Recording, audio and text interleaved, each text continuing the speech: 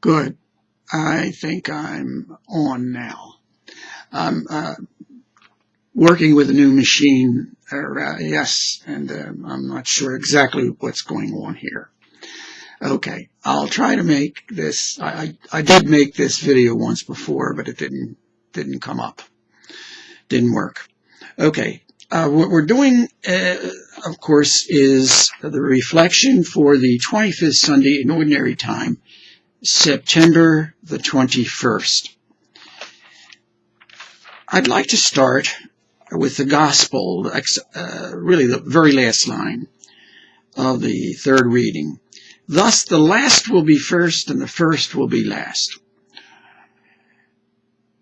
When he uses this line at other times, as to my memory, he's referring to the fact that the first were really the Hebrews, the Jews.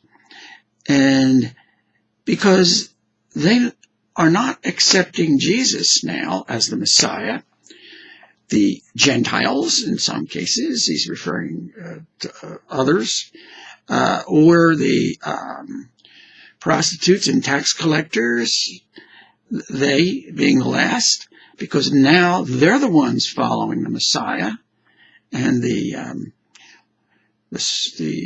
religious authorities, the Pharisees and the scribes, are not. They become the first, and the religious authorities become the last. He may, because in the first line here, it says Jesus told his disciples this parable. He may be referring to his disciples, that they are the last ones who worked only 1 hour.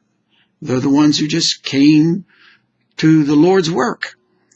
And they're going to get the same pay, same reward as those who've been working for all these hundreds of years following the law. In any case, I think the Old Testament is a real clue here to what Jesus is referring to in the Gospel. There, in the first reading, Isaiah chapter 55, verses 6 to 9, it says toward the end, as high as the heavens are above the earth, so high are my ways above your ways, and my thoughts above your thoughts.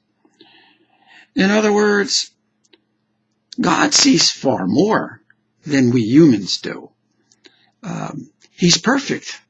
And although we see something, it's not going to be to the perfect length and depth and height that God sees things. So his judgment is always going to be perfect.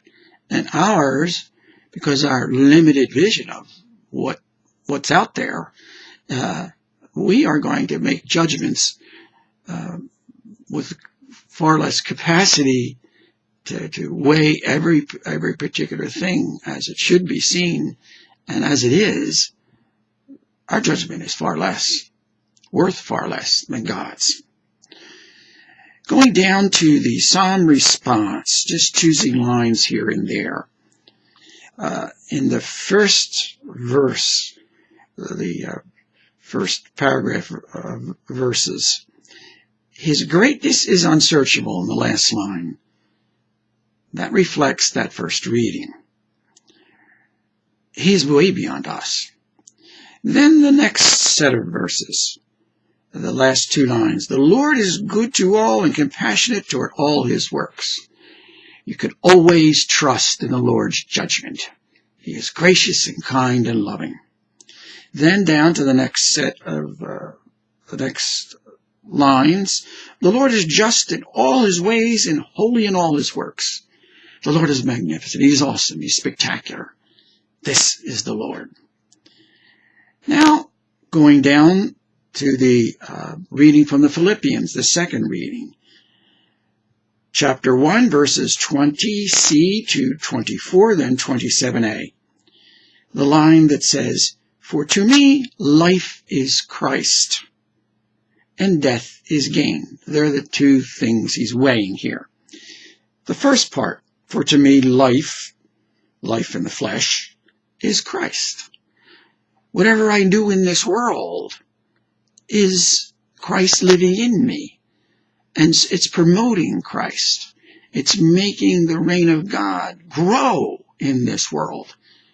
So all the work I do is as Jesus did when he was here. He's working through me. He's working through many others, but he's working through me, Paul. Then the second half of that, death is gain. Death is gain because I'm right there with the Lord in heaven. I'm close to the one that I love. How wonderful that is. So he's torn between the two. But it's really God's choice. He will keep me in this world for as long as he wants. Then when he decides to take me out, that's fine. And I look forward to that happening. God's ways are above my ways, he's saying, going back to what was said in the Old Testament. And I leave it to God to make the choice. May the Lord, dear Lord's choice, always be our choice. God bless us all.